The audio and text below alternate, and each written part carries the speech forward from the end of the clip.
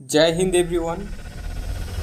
তোমরা সকলেই নিশ্চয়ই শুনেছ ইউক্রেনের সেই চমকে দেওয়া স্পাইডার ওয়েভ মিশনের কথা, যেখানে ইউক্রেন প্রায় 4,000 কিলোমিটার পর্যন্ত রাশিয়ার ভেতরে ঢুকে রাশিয়ার স্ট্র্যাটেজিক এয়ারবেসে এফপিভি ড্রোন হামলা চালিয়েছিল। একবার ভাবো, যে কোনো দেশের মিলিটারি এয়ারবেস মানেই তো সে দেশের অন্যতম গুরুত্বপূর্ণ সম্পদ আর যুদ্ধবিমানের ঘাঁটি। সেখানে যথেষ্ট নিরাপত্তা থাকবে সেটাই স্বাভাবিক। তা সত্ত্বেও ইউক্রেনের ড্রোনগুলো পৌঁছে গিয়েছিল ঠিক টার্গেটে আর ধ্বংস করল 40টিরও বেশি রুশি যুদ্ধবিমান। অন্যদিকে মনে করো 8 ও 9 মে যখন পাকিস্তান ও ভারতের দিকে ছুঁড়েছিল 300রও বেশি ড্রোন আর মিসাইল, যাদের টার্গেট ছিল আমাদের সেনাঘাঁটি, রাডার সেন্টার আর বেসামরিক ইনফ্রাস্ট্রাকচার। এই পরিস্থিতিতে দুই দেশ ভারত ও রাশিয়া প্রায় একই রকম হুমকির মুখে পড়েছিল, কিন্তু ফলাফল দেখো সম্পূর্ণ বিপরীত। একদিকে রাশিয়ার বিমান ঘাঁটি ধ্বংস হয়ে গেল আর অন্যদিকে পাকিস্তানের শত শত ড্রোনকে আকাশেই ধ্বংস করে ফেললো আমাদের এয়ার ডিফেন্স সিস্টেম। তবে হ্যাঁ, পাকিস্তানের ড্রোন আর মিসাইল কারো কারো জমিতে যে দু একটা গর্ত করেছিল সেটা বাদে পাকিস্তানের প্রায় সবগুলো ড্রোন আর মিসাইলকে মাঝ আকাশেই নষ্ট করে দিয়েছিল ভারতের এয়ার ডিফেন্স সিস্টেম, যার মধ্যে অগ্রগণ্য ভূমিকা নিয়েছিল আমাদের S-400 এয়ার ডিফেন্স সিস্টেম। একবার ভেবে দেখো, এই S-400 তো রাশিয়ারই তৈরি, তার সাথে রুশ আবার S-400 এর থেকেও অ্যাডভান্সড S-500 সিস্টেম ব্যবহার করে। তাছাড়া আমাদের S-400 স্কোয়াড্রন সংখ্যাও সীমিত, রাশিয়ার কিন্তু এরকম কোনো লিমিটেশন নেই। তা সত্ত্বেও ভারত পারল, কিন্তু রাশিয়া পারল না কেন? দেখো, এর প্রথম কারণ হলো ইন্টেলিজেন্স ফেলিওর। বিভিন্ন মিডিয়া রিপোর্ট অনুযায়ী ইউক্রেন প্রায় 18 মাস ধরে স্পাইডার ওয়েভ মিশনটা প্ল্যান করেছিল। প্রায় 117টা এআই এনেবেলড এফপিভি ড্রোন ব্যবহার করা হয়েছিল এই হামলায়। এই ড্রোনগুলো ইউক্রেন থেকে নিশ্চয়ই একসাথে আসেনি, ধাপে ধাপে ধীরে ধীরে ইনফিল্ট্রেট করেছে রাশিয়ার ভেতরে। রাশিয়া এত বড় একটা সিকিউরিটি ব্রিজকে ডিটেক্ট করতে পারলো না কেন? এটা কি রুশের বড় ইন্টেলিজেন্স ফেলিওর নয়? অন্যদিকে ভারতকে দেখো, ভারত পিন পয়েন্ট অ্যাকুরেসিতে পাকিস্তানের জঙ্গি ঘাঁটিতে মিসাইল স্ট্রাইক চালিয়েছে। আমাদের মিসাইল গিয়ে সরাসরি পাকিস্তানের জঙ্গি ট্রেনিং ক্যাম্পের ছাদে হিট করেছে। এতটা প্রিসিশন শুধুমাত্র অ্যাডভান্সড প্রযুক্তি দিয়ে সম্ভব কি?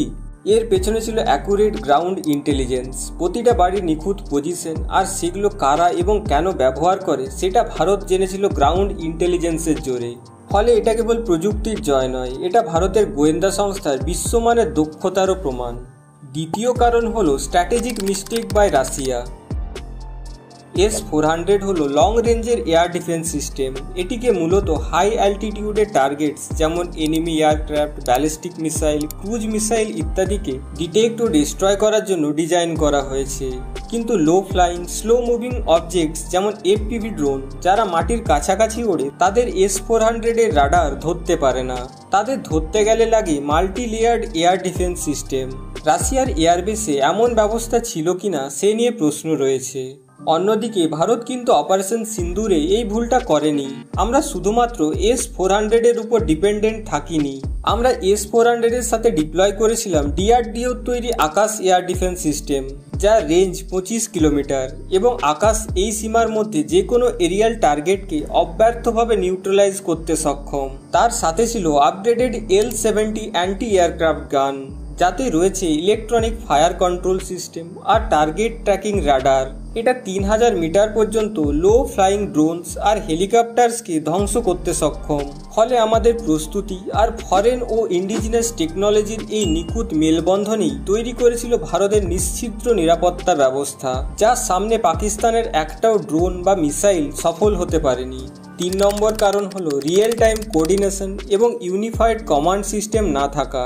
যেখানে ভারতের কাছে রয়েছে real time threat analysing system, যেটা যে কোনো হস্টাইল প্রজেক্টাইল ভারতের আকাশ সীমায় আসার সাথে সাথে বুঝে যায় সেটা কোথায় আঘাত করবে, তাছাড়া কি ক্ষতি করবে আর কোন এয়ার ডিফেন্স সিস্টেম সেটাকে সফলভাবে ইন্টারসেপ্ট করতে পারবে। এই সব কিছু করতে এটি সময় নেয় মাত্র কয়েক সেকেন্ড।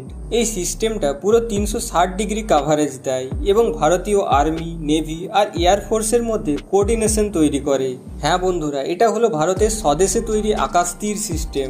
এই আকাশ তীরই ভারতের ইন্টিগ্রেটেড ডিফেন্স রেসপন্সকে অটুট ও অপ্রতিরোধ্য করে তুলেছিল। এরকম একটা ইন্টিগ্রেটেড কমান্ড সেন্টারের অনুপস্থিতি রাশিয়ার জন্য ছিল এক মারাত্মক দুর্বলতা। এবার আসি সব থেকে বড় ব্যাপারে।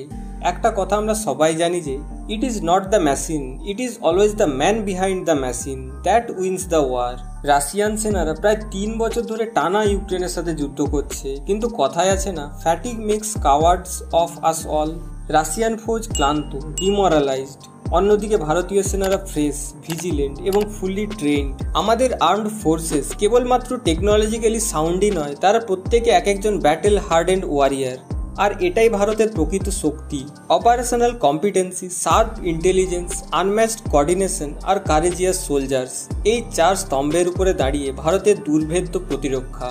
And it is the reason why India prevails where others fail. এই ভিডিওতে এই পর্যন্তই। ভিডিও সম্বন্ধে তোমার মতামত জানাও কমেন্টে। ভালো লাগলে লাইক, আর নতুন হয়ে থাকলে একটা সাবস্ক্রাইব করে দিও। For more interesting videos stay tune to Gyan tablet.